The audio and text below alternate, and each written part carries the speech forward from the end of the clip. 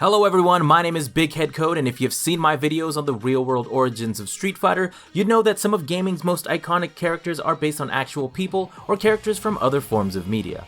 Today, I'm going to be talking about more real-world origins of video game characters. If you like these sort of videos, please leave a like and subscribe as I try to release 2 to 3 videos a week. Anyways, on to the video. Released in 1992, Mortal Kombat would go on to become one of the highest grossing fighting game franchises of all time. Video game publisher Midway was looking for a response to Capcom's popular Street Fighter series. Mortal Kombat creator Ed Boon said in an interview with Game Informer, "We said let's make the bad boy version of this game. Let's do something with blood, kind of like the MTV version of Street Fighter." Midway wanted this game to revolve around my personal favorite actor, Jean-Claude Van Damme. Ed Boon stated, "We wanted to call it Van Damme. We just wanted to see huge letters, Van Damme, when you walk by. You couldn't pass that up." Midway was unable to reach a deal with Van Damme, so that idea was scrapped, but he would later become the inspiration for the character Johnny Cage. Like Van Damme, Johnny Cage is a martial artist and movie star known for his karate and high kicks, and most famously his splits and nut punch. His appearance in the original Mortal Kombat is inspired by Van Damme's look in the movie Bloodsport. Sonya Blade is another Mortal Kombat character inspired by a real-world martial artist. Originally, Mortal Kombat 2 character Jax was planned to debut in Mortal Kombat 1, but shortly before release, Midway decided that they needed a female character, and Jax's story was switched over to a character that would later become Sonya Blade. The name Sonya was inspired by game creator Ed Boon's sister of the same name, but her appearance was inspired by martial artist and actress Cynthia Rothrock. Rothrock appeared in a number of American and Hong Kong movies in the 80s and early 90s. Sonya's digitized likeness in Mortal Kombat 1 was that of Elizabeth Malecki, who was discovered by Johnny Cage actor Daniel Pazina in a local gym, where she taught aerobics and knew nothing of video games. Another video game character inspired by a real-world martial artist is Tekken's Lei Wulong, who made his debut in Tekken 2 released in 1995. Lei Wulong is a Chinese martial artist and police officer who utilizes the 5 animal forms of Chinese martial arts and drunken boxing, much like his real-world inspiration, Jackie Chan. Chan has appeared in countless action films as far back as the 1960s.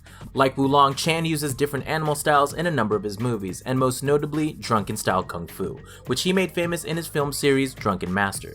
Wulong's nickname Super Cop is also taken directly from the Jackie Chan film of the same name.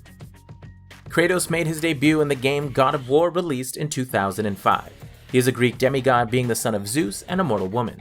Kratos' appearance was inspired by Edward Norton's character Derek Vineyard in the film American History X. Kratos creator David Jaffe stated in an interview, "It took a long time to figure out what Kratos would look like, and ultimately we took inspiration from Edward Norton in American History X, when he played a Nazi. There's this scene in which the cops arrest him and you just see how buffed and built he's gotten.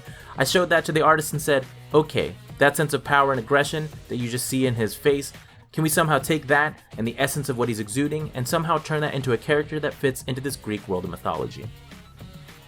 Goichi Suda, better known by his nickname Suda51, released the game No More Heroes in 2007.